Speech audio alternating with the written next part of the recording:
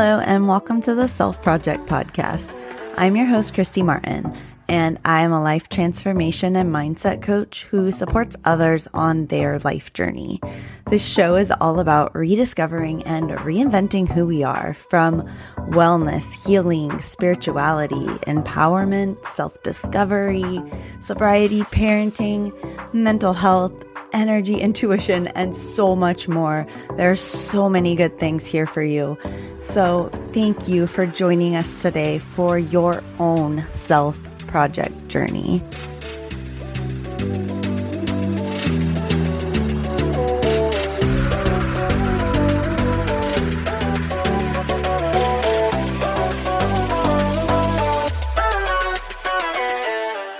I want to welcome to the show today, Kristen Laursen. Kristen is the founder of Lighting the Shadows, and she is extremely passionate about helping those who face mental health battles and people experiencing grief, because she has faced her own experiences that she is going to share with us. So she firmly believes that tools are available for all people to utilize to improve their mental state. And no matter how difficult a mental illness might be, there's always hope. And I think that that's such a beautiful message, and that she is bringing awareness to something that is so important. And I think something that some of us are maybe dealing with a little bit extra right now with COVID going on and the isolation and quarantine. I know with myself, my anxiety has really, really popped up for me. And I know that there's a lot of other people out there who are experiencing this a little bit extra as well. So I think that this podcast is really going to be great timing, and that Kristen's going to be able to give us some really, just some really great insight and inspiration today. So Kristen, before I start talking all morning long, do you mind just telling us more about yourself and just sharing more of your story with us? Yeah, of course. So I feel like that's such a loaded question. It's like, where do I even start? Yeah, but I am a young mom. I have two beautiful kiddos. Of course, I'm biased, but I have a little 5-year-old girl who I'm currently homeschooling right now. She's in kindergarten. So my days are all about, learning to read and write. And it's been really fun, actually. Yeah, I've really enjoyed it. And then I have a little boy who will be 18 months on Christmas Day. So I think it's the best birthday to have. Have your half birthday be on Christmas. A little bit about me just on kind of surface level, and then we'll dive in. So I play the violin. I love music. I write music. I might even share a song with you today, depending on like time and everything, but I love to express myself through music and poetry.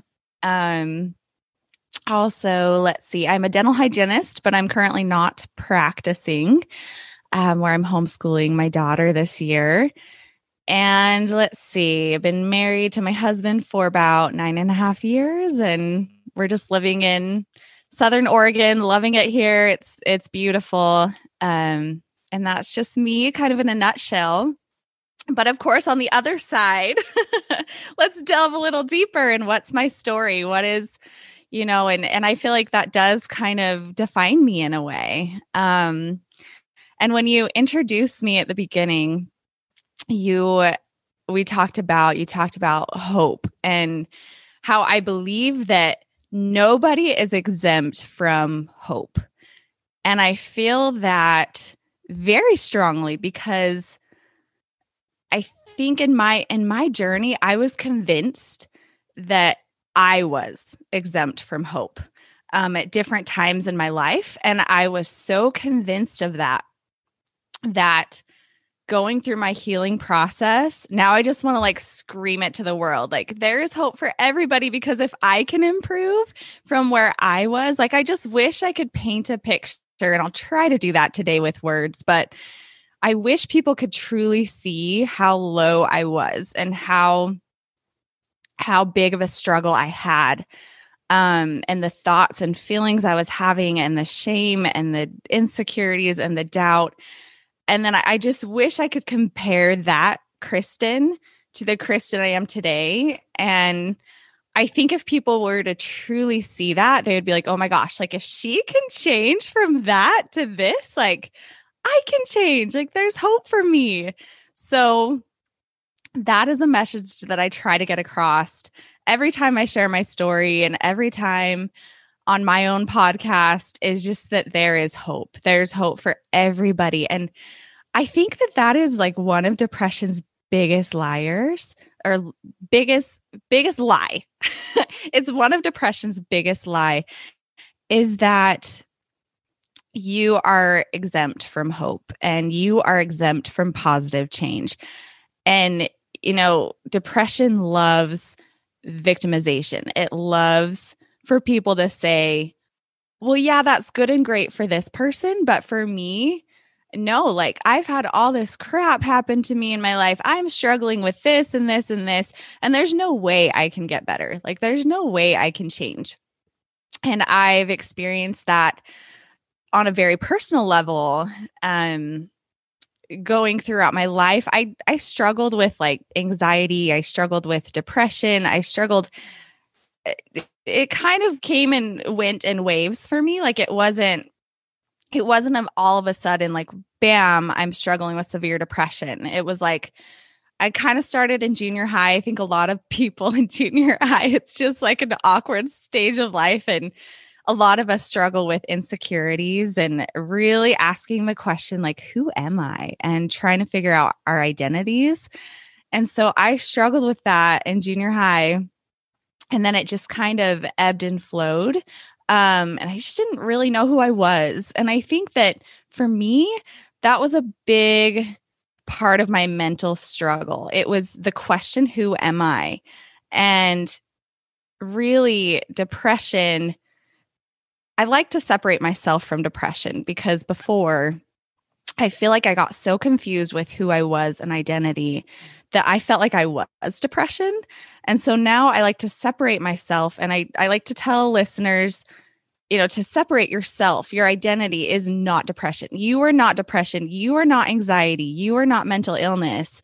It's as silly as saying, like, if somebody had diabetes, I'm diabetes. Like, oh, I'm heart disease. Like it's as silly as doing that. But I think when depression and mental illness is so confusing and there's so many factors, it's really confusing and hard not to say it's a part of your identity. But it's just not. You are not depression. You are not anxiety.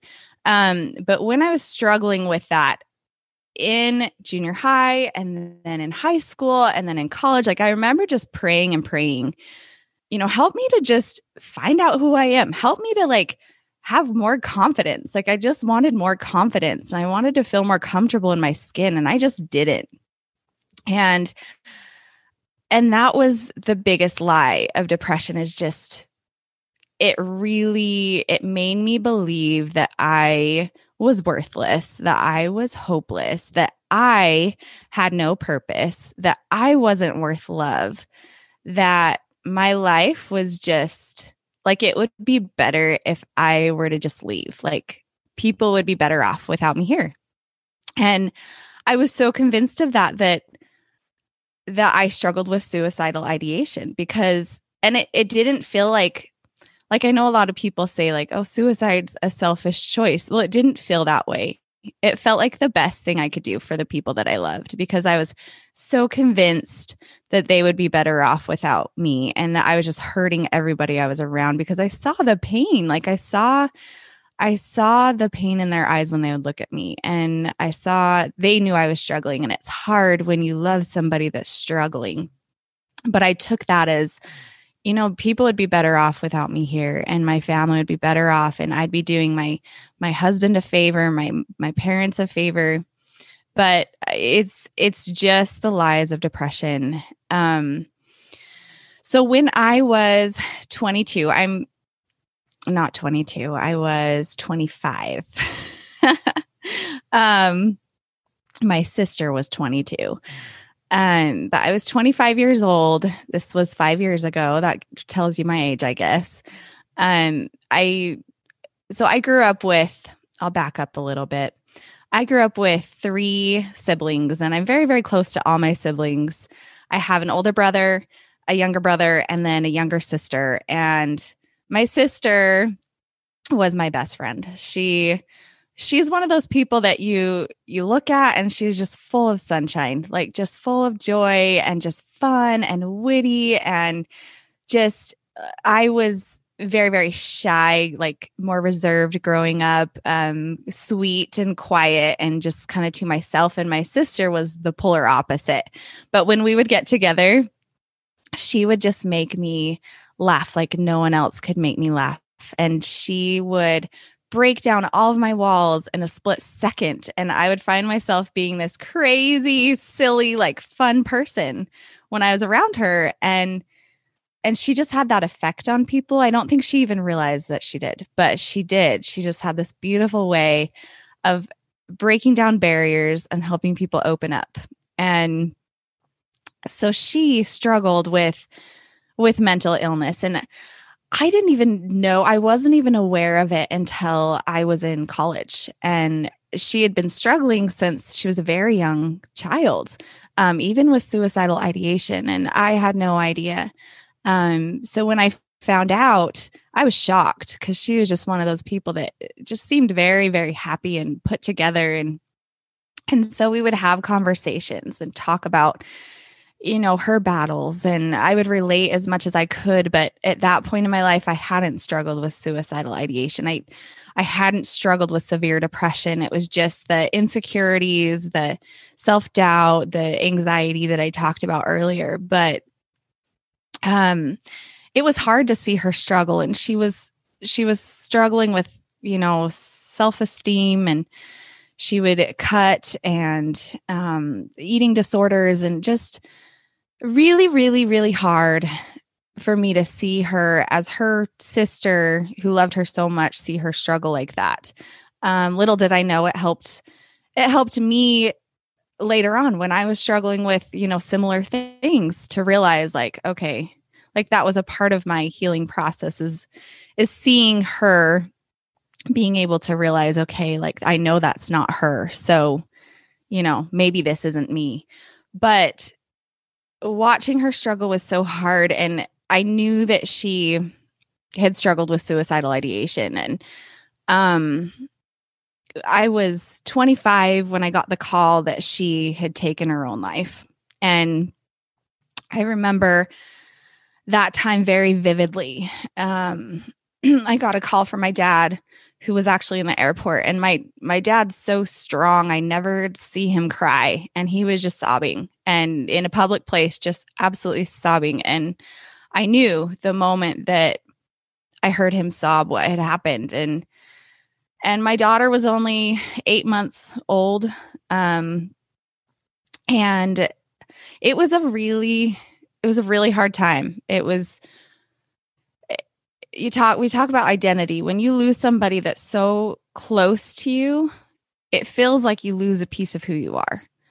And that's how it felt like for me. I felt like I lost a piece of my identity with her. That fun, silly person that she would bring out in me, like that person was dead. And not only did I have to figure out how to mourn her loss, I had to figure out how to mourn the loss of my identity and that part of me. And so that was really, really challenging. But my therapy was songwriting, and it was poetry writing. And I share more of that on my podcast. But it was really helpful for me to just delve into that. And it took about a year of every single night just crying and trying to process until I felt like I had processed her death. But there were other things that happened since then. It didn't stop. My story does not. I mean, of course, our stories never end, but my mental health struggle continued to get worse after I lost my sister. I feel like that was a bit of a turning point for me. It opened my mind creatively in a way where I was able to get a lot of thoughts and feelings down on paper, but my battle with identity just got more challenging. Because all of a sudden, like, here I am, young mom, young wife. I lost my sister, my best friend. And I was still before that struggling with identity issues, and now it was magnified.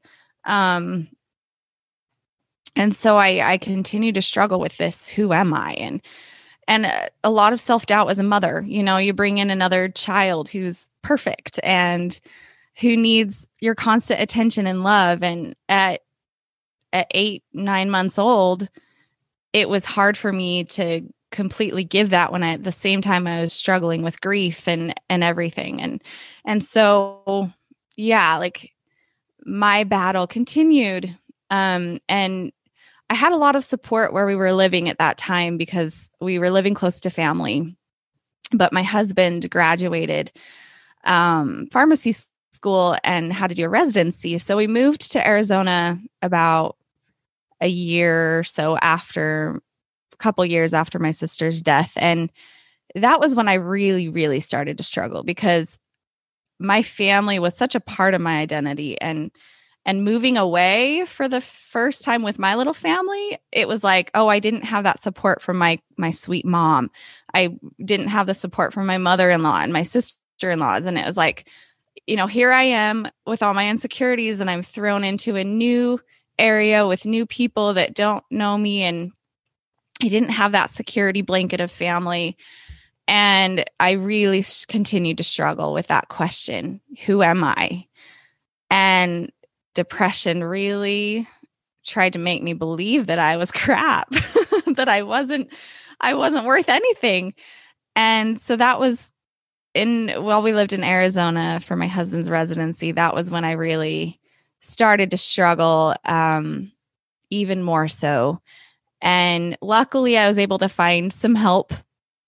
I went to a doctor, got on some antidepressants that really helped. I learned some things in my spiritual journey that helped me. And I got better. I made it through that time period. But then my husband got another year residency and we had to pick up and move again. And then we wanted another kid. So I got pregnant and I wanted to get off the antidepressants. So I got off my medication, and about 6 months into my pregnancy, I was happy. I felt really good. About 6 months in, all of a sudden, everything returned, except for way worse. And I couldn't sleep. I went probably a couple months without really getting a good night's sleep, maybe 3 or 4 months. And it just got worse every day. It got to the point that I would pace around the kitchen floor trying to make a meal for myself. And I couldn't even think of anything. Like my mind was just not functioning. And that is when psychosis started to occur. And to explain psychosis to somebody that has never heard of the term or experienced it, it's basically hell on earth. I lost sense of reality. The shame was just so magnified. I felt like, how terrible am I that I'm experiencing this pregnant? I was about six months pregnant when it started to hit, and, continually got worse until I was about 8 months pregnant and I had to be hospitalized because I had made plans to take my own life right after I had my son. And I would tell people that. I was very open about that. And looking back at that person that I was during that time, it really was not me. And that's the thing with psychosis, is my brain lost sense of reality. I think a bit of it is genetic. I think a lot of it is lack of sleep. Our minds are not meant to function with 4 months of no sleep. I think that's why a lot of people struggle with postpartum, because you have this brand new baby and you're not sleeping, and your body needs to recover. Your mind needs to recover. And it just gets to the point that you can't focus and you can't think rationally. And so I had all these fears, paranoia. I was convinced that, my kids would be taken away from me. But then at the same time, I felt like that would be better for them because I was so terrible. It was like this mix of like terrible fears of, well, this is not what I want. Like, I don't want to end up in the hospital. I don't want to be away from my kids, but then like, I don't know. It's so hard to explain. Just so many deep, deep emotions, and combine that with paranoia and loss of reality. And it's the scariest place you can imagine. And luckily in the hospital was an interesting experience for me, being very, very paranoid, and convinced that all the people there that were there to really help me were there to hurt me. It was just a scary, scary time. But thankfully, I was able to get on medication again. I really fought that. I didn't want it while I was pregnant. But since that, I have found antidepressants. I do an episode of this about antidepressants and during pregnancy, and they're actually, studies have shown that depression, anxiety, psychosis can be a lot more detrimental to the fetus than an antidepressant. And I wish I would have really understood that when I was pregnant, because it might have helped prevent my psychosis, just being on an antidepressant, because that's been very effective for me. But I was able to get back on antidepressants, and I also experienced some spiritual help. I, at the time in my paranoia, was convinced I was going to hell. I was convinced I was the worst person ever, that God rejected me, didn't love me. And I learned through that time that God is love, and that he loves us all perfectly. I learned that for me in my own spiritual journey. And I had to redefine who he was, in my mind. For me, viewing him as a condemning God, which is really how I viewed him in my battle. It made things so much worse, because it just confirmed to me that my identity, I was so broken and I was so past hope. But realizing that no, like, he loved me as I was, in all my pain and all my struggle, and he could help me, become more than what I felt I was.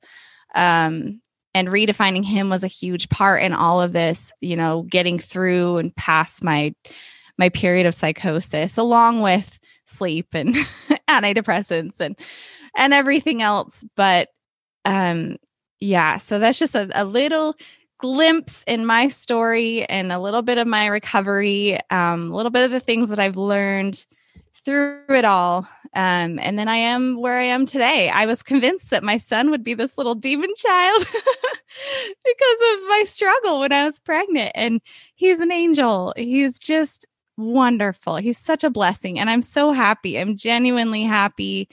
Of course, it's not perfect, and I have my ups and downs, but I feel myself again. And when I was depressed, I didn't feel myself. And I didn't even know who that was. But it's like, through my healing and through my journey, I've discovered that person that I am is worth love. And I do have purpose. And a big part of what my purpose is comes from my struggle, because now I want to be a voice of hope. I want to help people see that they are not broken, that they can recover, that they can change for the better, because now I know that. And in my sister's suicide note, she put, I don't want to live 80 years and be this person. And I don't want to get to the end of my life and have this struggle for my entire life. And that's kind of how I felt when I was battling suicidal thoughts. It was like, I don't want to do this to my kids forever. Like, I don't want to be this person who can't get out of bed and who can't make a meal for their child. And I don't want to be this person forever. It's not fair to my family. It's not fair to people around me. But now, looking back, I realized that was just a glimpse in my story. It's just a glimpse in my life. And that's not who I am. And I wish I could have told my sister that. I mean, I tried, but I wish she could have believed it. I wish she could have seen that. I think hindsight is a beautiful thing. Living longer and looking back and realizing, okay, when I thought things were just the worst, like, that was just a piece of my life, and that wasn't who I was. And now I am where I am, and I'm happy. So that's the gift I wish I could give everybody struggling with mental health, is that it's not definitive. It's not forever that there are things that people can do to get better, to progress, to overcome, and that there's always hope. Everybody's tools are a little different.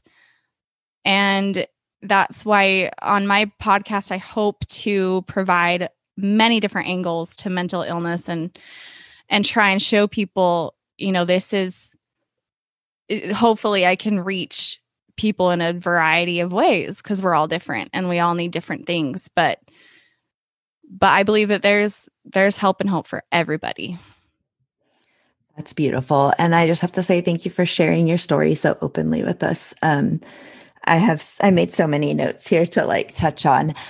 I resonate so much with your story. While my, details and situation are different, just those feelings of, like I myself went through a battle with alcoholism, and it started when my youngest was about 2 or 3. And, just your feelings of talking about like, who am I? That's really where I found myself in that space. I had gone through a career loss from being a nurse to like stay-at-home mom, which was my dream, but I had no idea that losing of that identity and that label was going to like losing a piece of me. So I, again, too, fell into this depression. I've had suicidal ideation. I had times where I told my husband, if you leave for work today, I'm going to kill myself. Like just stuff like that. Like I literally felt out of my mind sometimes, like what's going on with me? Like everybody around me suffering because of me. Like it was terrible. So when you say like, if I can change, if you could see me then and I can change, you can do it too. That's exactly how I feel. Like if you guys could have seen me at my lowest and the thoughts that I was having and the things that I was doing and, so I just completely resonate with your story that, yeah, it's a chapter of your life. It's a hard chapter to walk through, but that's not your story. That's not your identity. That's a piece of you. It's a piece of you. Yep. Just a piece of your story has nothing to do with who you are. And that's, again, depression's biggest lie. That you are depression. Well, you're not. You're so much more. I know. And I got to touch on something too. When you talked about separating your identity, my youngest also, he's 8 now, and he has ADHD. He's been diagnosed with that. Mm-hmm. And we've been dealing with this since he went into kindergarten, into school. We had to start doing all the testing for that and get him on an IEP so that he would have accommodations in school and, all of those things. So unfortunately, during that process and, with him trying to understand why he was having to do all these things and why he was always getting in trouble. And he heavily identified himself with ADHD. Like he labels himself, when he's having an issue at something, his immediate, well, it's because I have ADHD. Mm-hmm. So it's been this process of trying to teach him, you aren't ADHD. Yeah. Like do you have it? I mean, yeah, you got some extra energy and we have some extra strategies that we need to learn to help with your impulsiveness and things like that. But, oh man, even at his age, at 8 years old, trying to separate that you are not ADHD, you are not what's going on in your brain, like has been a really hard concept for him. Oh, yeah. I can only imagine, as a child, that would be really, really difficult. And again, like it has helped me so much to, like, depression is real, right? Like ADHD is real. It's a real problem. You can't say that you don't have it when you have it. Like that would be in denial. That would be, you're not speaking the truth, but for me, talking about depression, like almost giving depression an identity of itself, like, depression tells me to do this. But I know that this is the right thing to do. And separating, like depression is like almost like an individual. ADHD can be almost its own individual, and like saying, okay, well, this is what ADHD is doing, but what can we do to get, to do this? I think that helped me a lot to see it as not a part of my identity, but like its own identity, something that impacted me, but something that didn't have to control me. What a great tip as giving it its own separate identity. Okay. That's ADHD, he's, coming into the picture right now, but that you're not that. Like, how can we tell ADHD, like, hey, yep. chill out, And dude. like painting a picture too, like, ADHD could be like this big fuzzy green monster, or like not even a monster, like a fuzzy, like something that's not threatening, like, or like a frog, or I don't know, just something like depression. Sometimes I have a counselor I've worked with in the past that's like, you can think of depression or anxiety as like that annoying aunt, like this annoying Aunt Marge that's coming to town, and she's saying, like, oh, well, you want to stay in bed and you don't want to get up and you're worthless and all these annoying things. And then you think, okay, well, that's just annoying Aunt Marge that's just getting on my nerves and I don't have to listen to her, Yeah. So that's helped me a lot with my own battle of separating it from my identity. What a great tip. I feel like I'm going to do that. Like I said, I've been struggling with some anxiety lately. That's a great thing that I'm going to try that with my own anxiety. Okay, anxious Annie or whoever has shown up now. You annoy me. What's going on with you? Yep. And that's not me. I'm not anxiety. I'm not fear. It's just an emotion that's trying to overpower what I'm doing right now. And that's not who I am. And I can manage it, in different ways.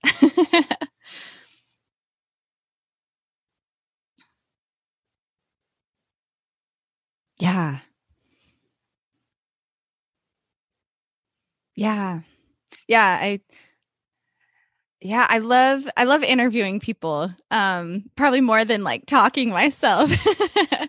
but yeah, I interview this amazing. She's great. She is a pharmacist that works directly with patients that struggle with mental illness. So she has like resources and things that she shared in the episode that I found really helpful. I was like, man, I wish I had this when I was struggling while pregnant. So but it's beautiful now that you wish that you had that. And so now you're creating it for others. Yeah. I think that's beautiful that we look back on like, this is what we wish we had during our journey, or this is a gap that we saw. And so we're just going to create it. Yeah. Yep. Thank goodness for podcasting. I would love to just tell us, like, how are you working with other people? You have your podcast. Do you also have, you also have a website, right? Yeah. So I have a couple social media pages, on Instagram. It's Lighting the Shadows. And then I have a page on Facebook called Lighting the Shadows. And so, yeah, people can connect with me on social media and then just my podcast. So everything will be linked in show notes. And then you also said, I wrote this down, that you might have a poetry or a song for us.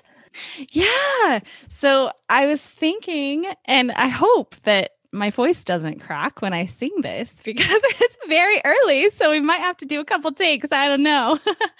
But this song, since we're talking about identity, this song I wrote in 2012. My sister passed away in 2015. So this was even 3 years before she passed away. And I wrote it thinking about my identity. And it just kind of paints a picture of where I was, even before I was struggling with severe depression, but just the identity battle that I had, not knowing really who I was and not liking who I was. So it's a bit of a depressing song, but I just feel like hopefully people can relate if they're in that place, and it kind of paints that picture. So, okay, so this song is called Me.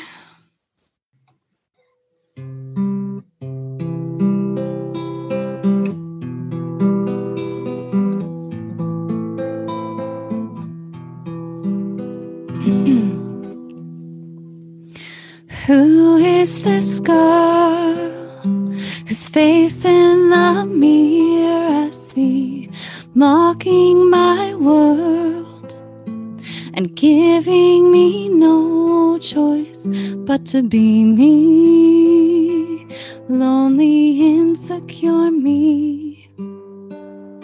This person I am is not who I wanna be.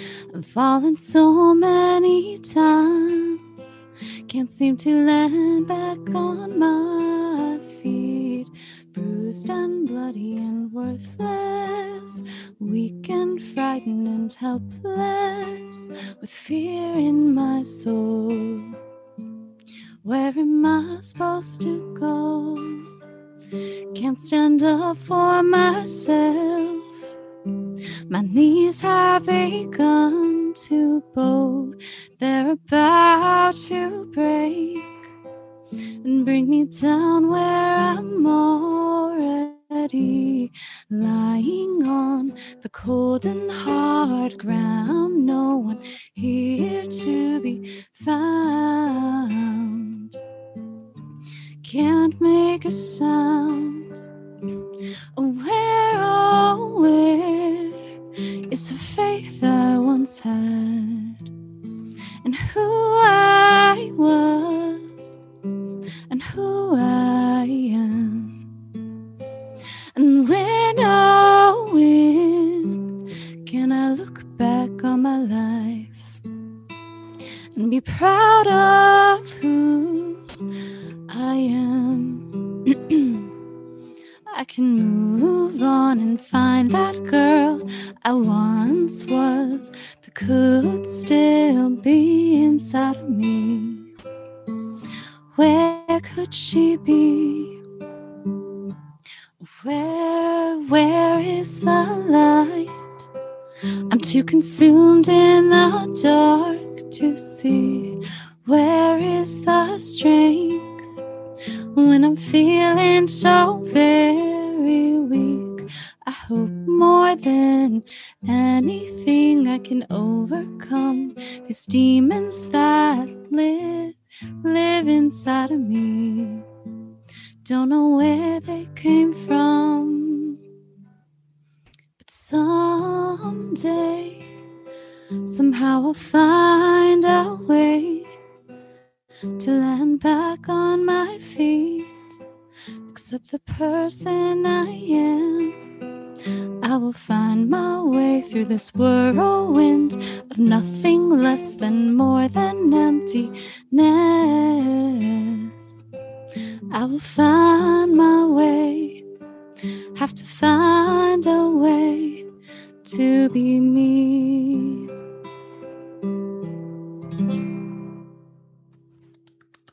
Oh my God. Congratulations. You're the first person to make me cry on podcast interview. Oh. Kristen, that was beautiful. 100% beautiful. I didn't warm up my voice. I was like, oh, it's going to crack. Thank you so much. That was so special. Thank you for sharing that with us. Yeah, of course. I hope that do you like put your music out there? Do you publish or like have a YouTube or anything? I don't have a YouTube.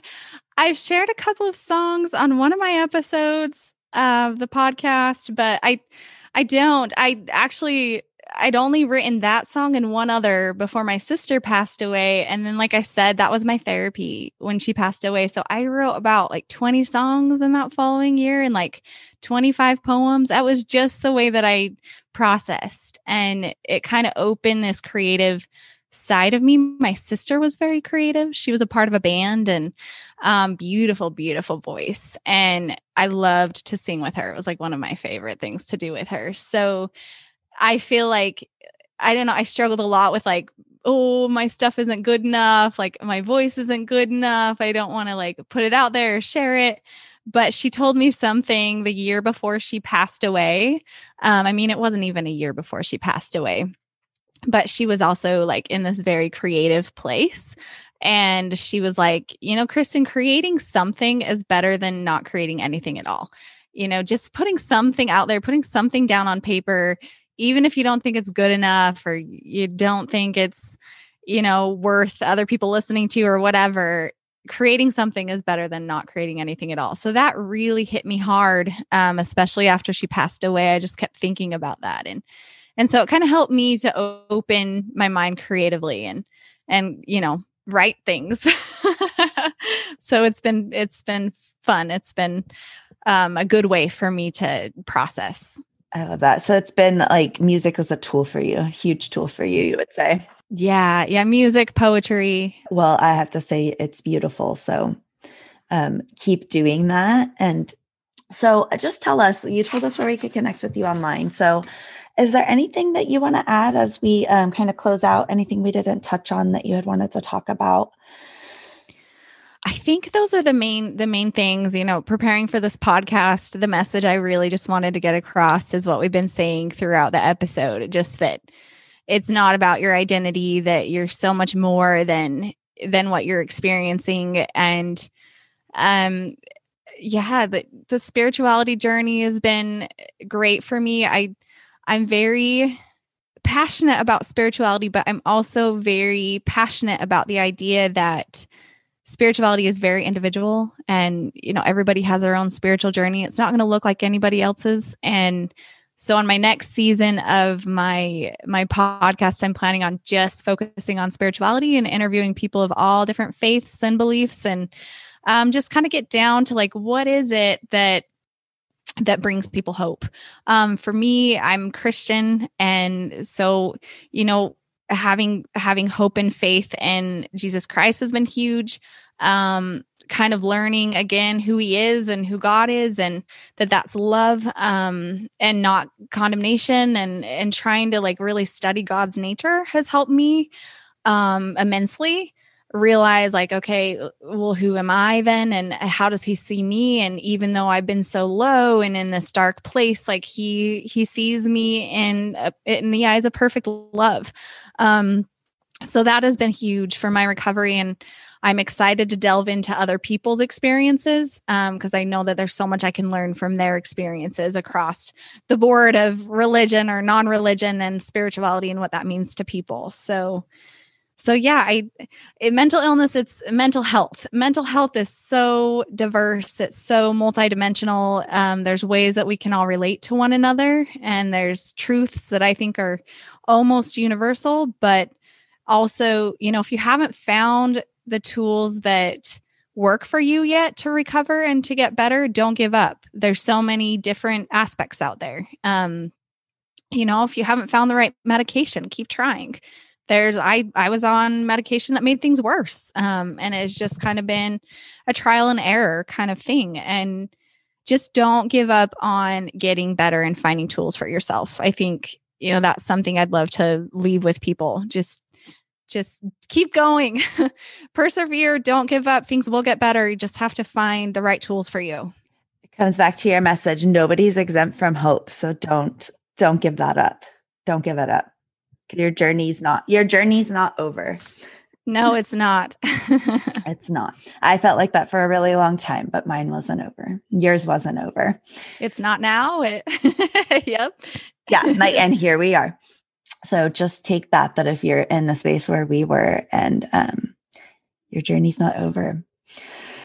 Yes. And look back and say, oh, yeah, I realize now that wasn't me. That was just a piece of my story. And wow, like I almost look at my struggle as a blessing in a way, because I've learned so many lessons that I know I wouldn't learn otherwise. And I have empathy that I wouldn't have otherwise. I understand my sister even more. I'm like, well, I've been there, I don't hold it against her in any way.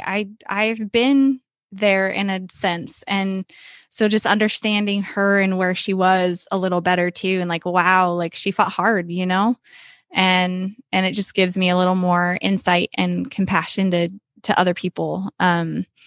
But in the midst of it, there's no way I thought that it could ever be a blessing or like a lesson for good. I just thought it was all bad. It felt all bad. So yeah, it did. So yeah, it's hard to see when you're going through anything beyond. It's kind of tunnel vision. I almost say it's like you can't see beyond what you have right in front of you, is how I felt like. Yeah, like you're in a dark tunnel, you can't see the light, where we have gone through the tunnel and we're now in the light looking back, and just we want to help people in the tunnel. There is a light. There is light. Yeah, I see it as like we're shining flashlights in there, like. Yes, like, hey, yes. Don't stay where you are. You don't have to stay there. Just one foot in front of another. Kristen, I have to thank you so much for this conversation today. This was beautiful. And the song that you gave us, like this was amazing. I have to thank you for giving your time again to be here and to share with us. Of course. Of course. Thank you so much for having me. It's been a pleasure.